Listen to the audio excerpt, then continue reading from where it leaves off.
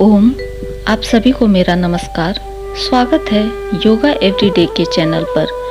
तो आइए 7 सबसे प्रभावशाली प्राणायामों की श्रृंखला में आज अनुलोम विलोम प्राणायाम, जिसे नाड़ी शोधन भी कहते हैं, इसके विधि, लाभ और सावधानियों को विस्तार पूर्वक जानने का प्रयास करते हैं।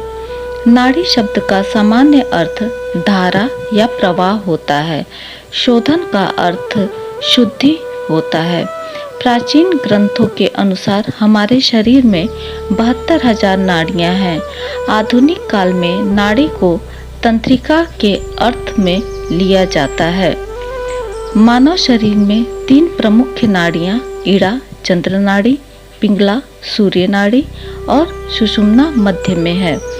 वैज्ञानिक भाषा में पिंगला नाड़ी अनुकंपी तंत्रिका तंत्र के समान है और इड़ा नाड़ी परानुकंपी तंत्रिका तंत्र के समान है।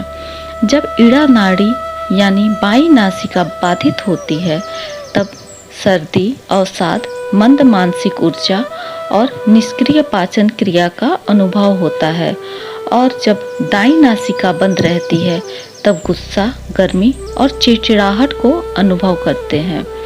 नाड़ी शोधन प्राणायाम एक श्वसन प्रक्रिया है जो ऊर्जा वाहिकाओं के अवरोधों को खोलने में मदद करती है और मन को शांत करती है।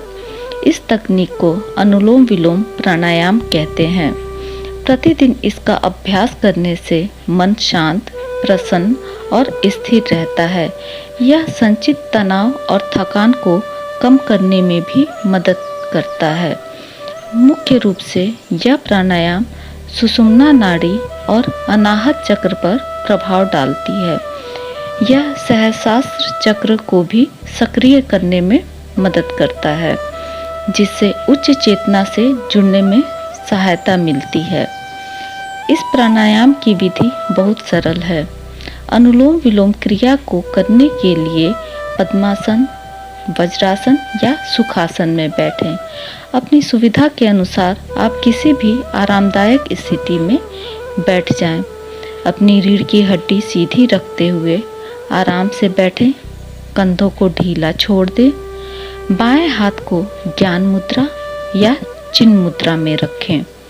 दाहिने हाथ से प्राणायाम मुद्रा बनाकर दाहिने हाथ के अंगूठे से दाहिनी नासिका को बंद करें। मध्यमा और तर्जनी उंगली को बाएं नथुने के पास रखें। बाईं नासिका से लंबी गहरी सांस लें। बाईं नासिका को बंद करें और दाहिनी ओर से सांस छोड़ें। पूरी तरह से सांस छोड़ने के बाद दाहिनी ओर से सांस लें। सांस पूरी तरह भरने के बाद बाईं ओर से सांस छोड़ें। यह एक चक्र है। इस दौरान ध्यान आज्ञा चक्र पर रखें। इस क्रम से बारी बारी नासिकाओं से श्वास लेते और छोड़ते रहें। बारी बारी से दोनों नासिकाओं से ऐसे 9 या 10 चक्र पूरा करें। हर बार श्वास छोड़ने के बाद याद रखें, श्वास को उसी तरफ की नासिका से अंदर लेना है जिस तरफ की नासिका से आपने श्वास छोड़ा है। इस क्रिया के दौरान अपनी आंखें बंद रखें और लंबी गहरी, बिना ज़्यादा जोर दिए या बिना अधिक प्रयास के आराम से सांस लेते रहें। श्वास पर जोर न लगाएं। प्रवाह को सौम्य और सहज रखें। श्वास लेते समय मुख से श्वास न लें और न कोई आवाज़ करें। उज्जाई श्वास का प्रयोग न करें। माथे और नासिका पर उंगलियों को बहुत हल्के से रखें।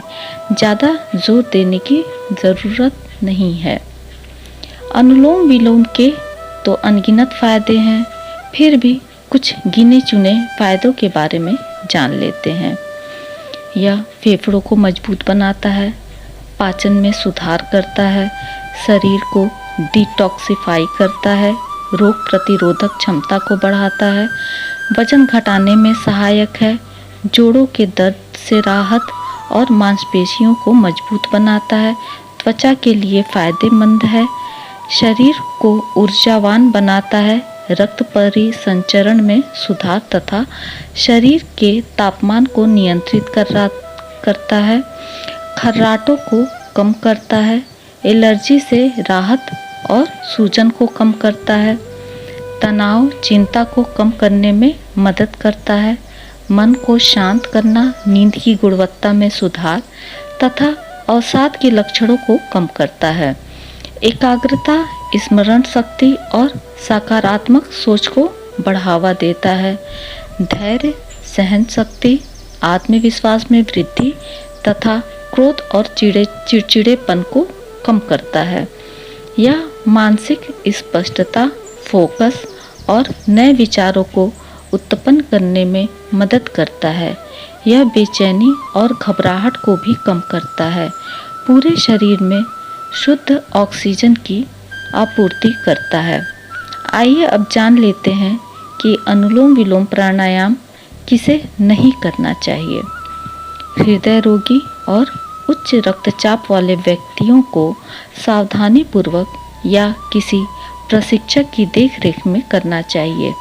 अस्थमा और श्वसन संबंधी समस्याओं वाले लोगों को भी सावधानी से करना चाहिए। गर्भवती महिलाएं गर्भावस्था के दौरान खासकर पहली तिमाही तक यह प्राणायाम ना करें। पेट की सर्जरी के बाद खासकर शुरुआती महीनों में यह प्राणायाम नहीं करना चाहिए। कमज़ोर या एनीमिया, बहुत अधिक थकान या कमजोरी महसूस होने पर भी न करें। आज का सुविचार, जो अपने मन को वश में कर लेता है वही सच्चा विजेता होता है। यदि योग को लेकर कोई सवाल और सुझाव है तो कृपया कमेंट बॉक्स में अवश्य दें। फिर मिलते हैं अगली वीडियो में 7 प्रभावशाली प्राणायामों की इस श्रृंखला में अगली कड़ी में, जो आधारित होगी भ्रामरी प्राणायाम पर। तब तक खुश रहें, स्वस्थ रहें।